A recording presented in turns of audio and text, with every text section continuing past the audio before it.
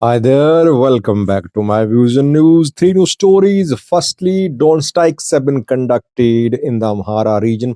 Fresh drone strikes in the last 72 hours. Target was a Wareda, which has been a stronghold of Fano for almost a year. Secondly, Getachew Reda is trying to mobilize Tigray's youths in his support. He held a meeting with youths in Makale yesterday and he gave an advice, indirect advice to the TPLF Debretsion wing. Is it an offer of reconciliation from Getachew Reda to Debretsion group? How will this offer, indirect offer of reconciliation, be seen in TPLF Debretsion circles? And last viewers, it seems that Al-Shabab has gained ground close to Mogadishu. Some strategic territories have been retaken by Al-Shabab. Is Al-Shabab going to march towards Mogadishu? Let's start, viewers. Firstly, Amhara region, where drone strikes, not a news, almost on daily basis or twice a week, thrice a week. Drone strikes are being conducted on Fano fighters in the Amhara region. Whenever drone strikes are conducted, Fano fighters accuse government of targeting civilians. They never say that their fighters have been killed in strikes. They always say that civilians are dying. The government is terrorizing civilians. Government people don't issue any statements about drone strikes, but in their conversations, military generals like Jula claimed in the past that no civilian casualties are happening because of drone strikes. Only foreign fighters are being targeted. My view is that yes, target is Fano, but civilians die as collateral damage, and sometimes faulty intelligence leads to strikes on civilians too. Around 48 hours ago, two drone strikes were conducted in western part of the Amhara region. Kwara Wareda was the target. Kwara Wareda has been a stronghold of Fano fighters for almost a year. When in 2023, this armed resistance movement began in Amhara region, back then a special Fano group was established to strengthen Fano's position, its presence in Kwara. Kwara is strategic. It's situated towards Ethiopia-Sudan border, Amhara-Sudan border. From here, you can move towards Sudanese border and vice versa. That is why Fano fighters entrenched themselves in Kwara. And I reported, I think, over a year ago that those Fano groups, those Fano fighters who are operating in Kwara, they are Eritrea trained. Maybe they were trained during war, Ethiopia, Eritrea, Tigray war, but most of them were trained in Eritrea. Maybe it's easy for them to connect with Eritrea through Kwara. Through Kwara, you can gain access to Sudan, and through Sudan, you can talk to Eritreans. Two drone strikes conducted, extent of damage unknown. Fano fighters would say civilians were the victims. Government silent, but reportedly Fano groups were targeted in Kwara. And strikes were conducted on Javi, Venishangal, Gomez region border, reportedly. Javi is used as a way of entering Venishangal Gomez region by people who want to cross into Venishangal from Javi. Secondly, viewers, Getachew Reda, Tigray interim president, is trying his best to mobilize youths in his support. He held a youth conference in Makale yesterday on Thursday. On Thursday, On Wednesday, we saw that John Madid talked to TPLF cadres. Getachew led or Getachew formed Tigray Interim Council held a meeting. Then yesterday, on Thursday, Getachew held another meeting with Tigray youths, mainly from Makale. Dozens of youths came to attend this meeting with Tigray interim president.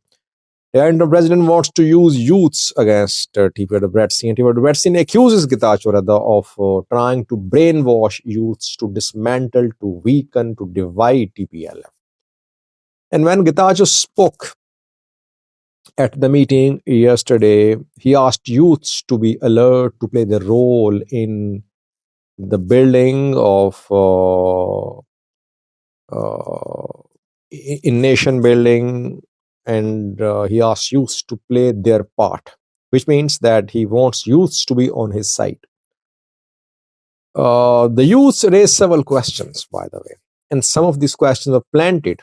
I mean, they questioned military's activities in Makale. They questioned action taken by military against people in Makale. They questioned the fact that mayor appointed by Getachew government is not being allowed to take office in Makale. Two mayors want to take office in Makale, one appointed by TPLF Debretsion, his name is Reda. The second one appointed by Getachew group. Both have not been able to assume office as office is being controlled by military. The youth participants asked Tigray to take action to ensure that mayor appointed by Getachew group is able to take office.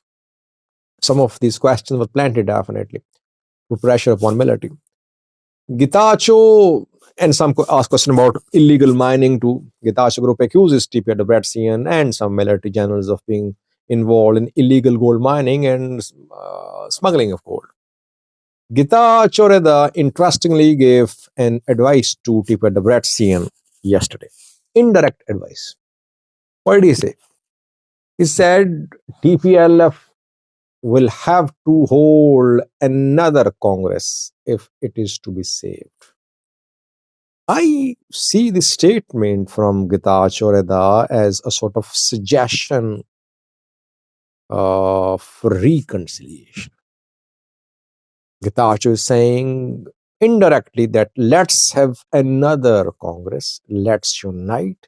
This is the way to keep the party united and intact.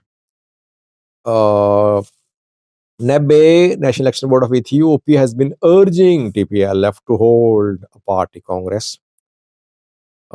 In compliance with directions of NEBE, TPLF Debretsion refused to hold party congress, saying that it does not accept NEBE's decision to register TPLF as a new party. TPLF is demanding restoration of its status, which has not happened so far. Either Getachew wants a joint party congress. This is what he is telling TPLF Debretsion.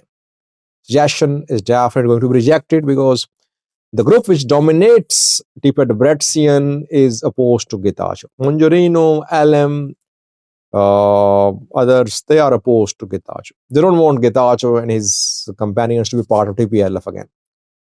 So either Getachew is offering an olive branch to TPLF Debretsion, or he is telling TPLF Debretsion that now you cannot be saved. You are doomed to lose your party status because you are not holding a party congress. NEBE wants you to hold party congress and you are not agreeing with it. Monjorino said 2 days ago that TPLF is in talks with federal government about restoration of its status. Let's see. Getachew seems to be making a suggestion for the unity of party. Suggestion, I think, won't be welcomed by the other side. Last year, Somalia, where it seemed that Al-Shabab fighters have gained ground close to Mogadishu. They have been having this capability to attack Mogadishu. They have been collecting ransom in Mogadishu. collecting extortion money in Mogadishu. In the past too, they carried out mortar attacks at Mogadishu airport when BMR visited Mogadishu airport a few days ago.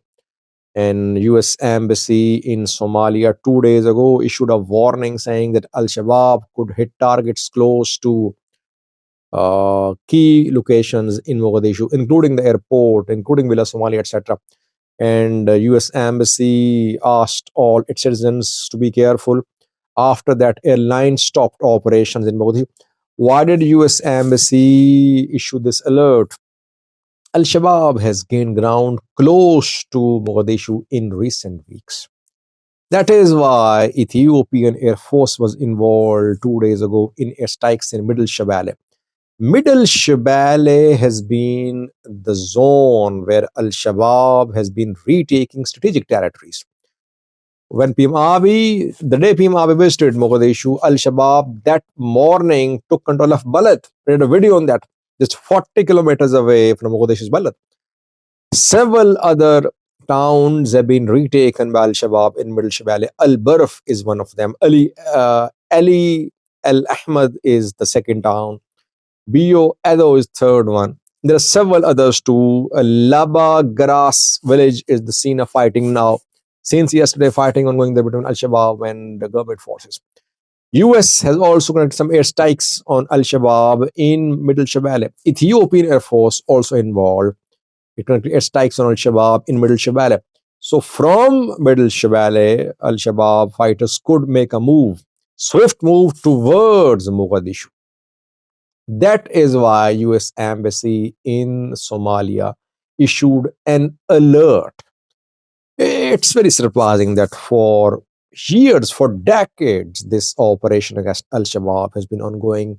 US, Kenya, Ethiopia involved, Eritrea involved in supporting Somalia's government, clan militias involved, Somalia's government forces involved. Still, Al-Shabaab could not be. Still, Al-Shabaab is a force to be reckoned with. Its capabilities could not be degraded. Either it's in a position to surround Mogadishu. I wouldn't say it can capture Mogadishu, but it is now turning into a threat to Mogadishu. And keeping in view limited US support for Somalia now, government of Somalia, Hassan Sheikh government could be in trouble. Thank you for watching.